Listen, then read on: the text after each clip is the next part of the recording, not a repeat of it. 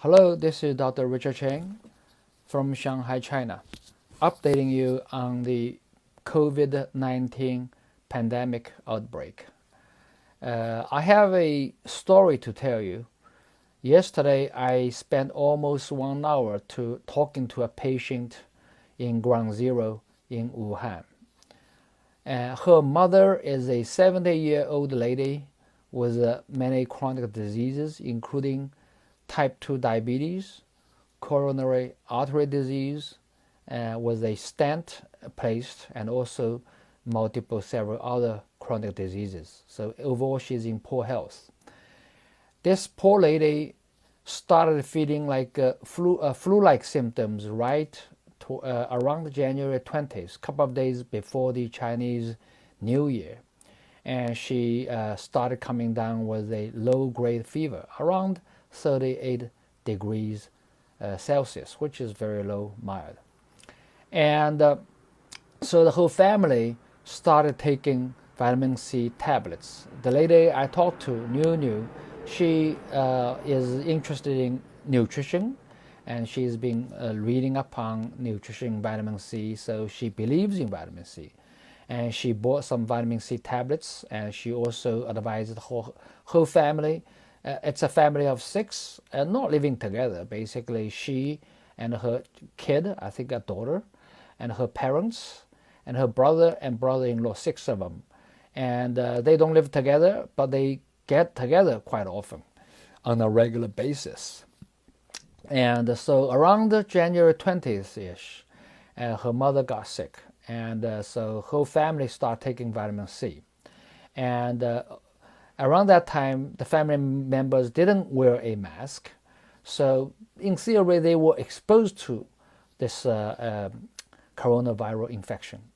Anyway, so the mother was staying home and didn't go to hospital for about 9 or 10 days, and she was fine. She didn't show much of a symptom except a low-grade fever. She was taking vitamin C every day, and her daughter New was taking around 20 grams vitamin C a day, and the other family members something like close to it.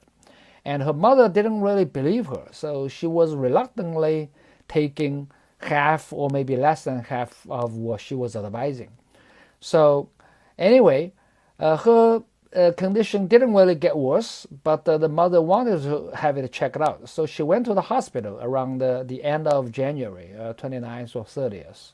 And there she received the official diagnosis. She got the coronavirus infection. So she was hospitalized. And she stayed in the regular ward for about 10 days. And then over the course, she gradually deteriorated. Eventually, she was admitted to the ICU on February 10th. That's about 22 days ago. And eventually, she, like I said, it got worse and worse and went on the ECMO, which is the extracorporeal membrane oxygen exchange. Basically, like, a forced extracorporeal lung, right? Iron lung. And New insisted on the attending physician to start IV vitamin C, because about this time, the first official IV vitamin C trial was announced. And so she took the news report to the attending physician of the hospital, and insisted, please try this on my mother. And the attending doctor agreed, but reluctantly, And she was receiving about 10 grams a day in that neighborhood. And so the patient actually was stable, and she was in the hospital for about 2 weeks, a little over 2 weeks, and was discharged from ICU to a regular ward. So she was improving, although not completely out of the woods yet. She's still in the hospital, but she is not in ICU. And during this period of time, particularly during the ICU period of time, she was on IVC.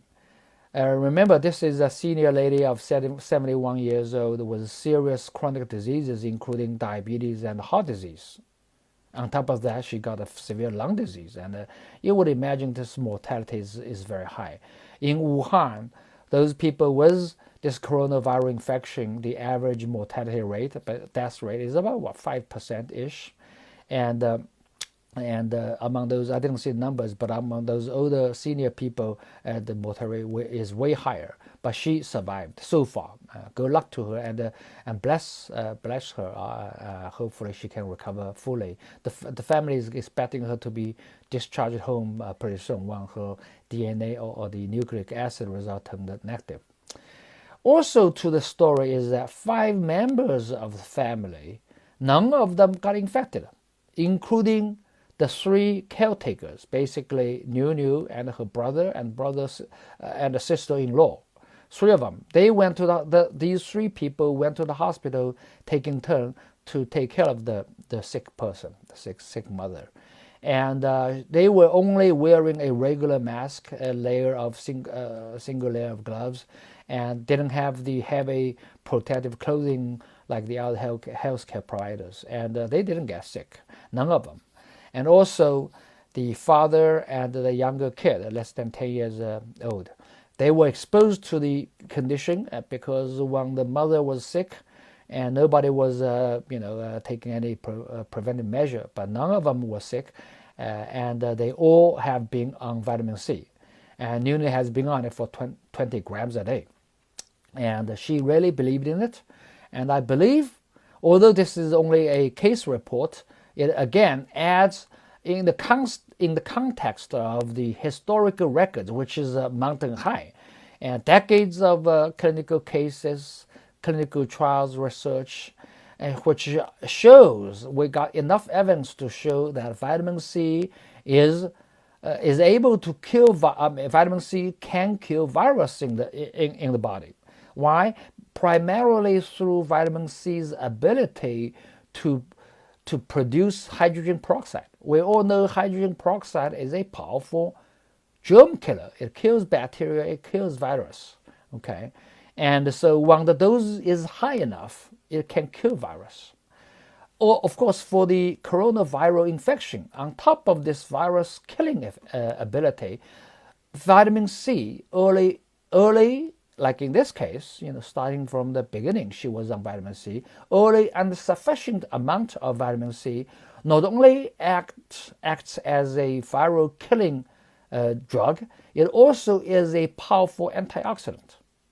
Why is that important? It's because we all know that the coronavirus infection kills people primarily through the infection or inflammation to the lungs, causing a condition called ARDS, or acute lung injury, ALI, and ARDS. ARDS simply means acute respiratory distress syndrome, unable to breathe.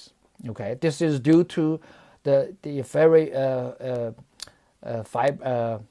violent inflammation in the lungs, and due to increased inflammation. And vitamin C, and in addition to other antioxidants, self-defense, is able to neutralize these free radicals, these oxidants, and therefore prevent or repair, prevent further damage and repair the existing damage. And that's how vitamin C works, and on top of the other mechanisms, which we're not going to talk in detail.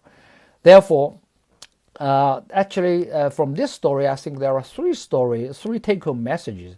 Number 1 is that this is a case report, but again, it goes in agreement with the existing evidence that vitamin C, early and sufficient dose of vitamin C, oral and intravenously, can help a patient to cope with severe viral infection. That's first message. The second is that vitamin C in this case probably helped the family members, 5 of them, from getting the viral infection. None of them, the 5, got the infection. And the third is that a clinical trial is a strong and powerful message, which makes other doctors feel emboldened. They feel more brave to try this thing because other people are doing the same. So it is all important for us to disseminate the message to other people in this critical time of in history that vitamin C is very safe. Again, NIH has official documents showing that the vitamin C at high doses. How high? 100 grams, 90 grams, basically up to 1 to 1.5 grams per kilogram of body weight. So for somebody who is 120 pounds, 150 pounds, 160 kilogram, which is what, 140 pounds. That's like a Chinese size, a person, which is about 90 grams. For an American, 200 pounds, that's even higher.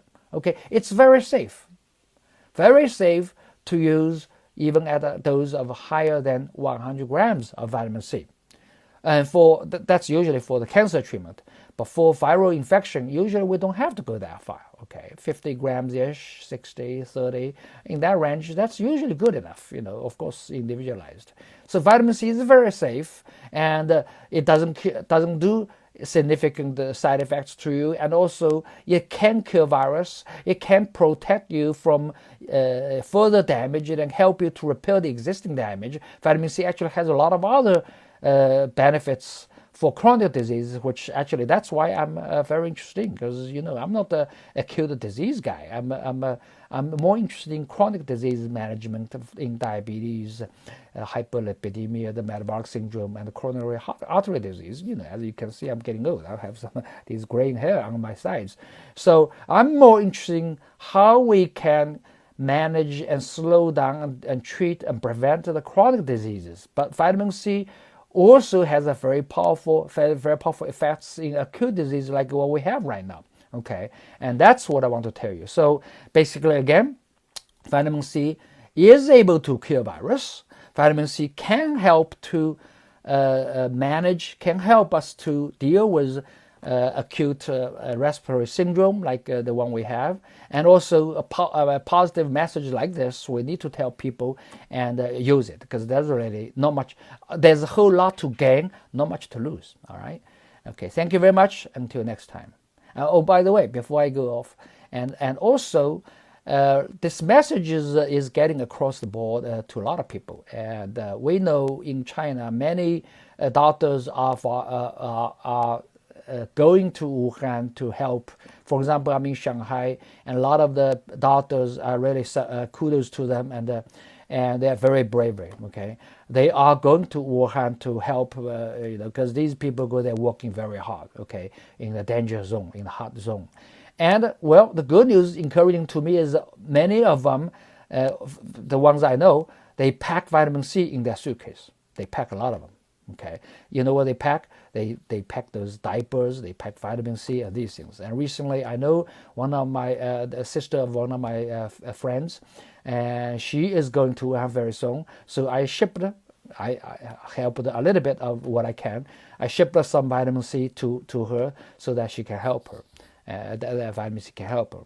And I'm fully confident that vitamin C is powerful, is great, and this time around, more and more people will know about vitamin C. So let's act right now. Let's not to wait until that magic vaccine and antiviral drug comes around. Okay, before that, all we have to do is the standard support care and also vitamin C. All right, go vitamin C. Yeah.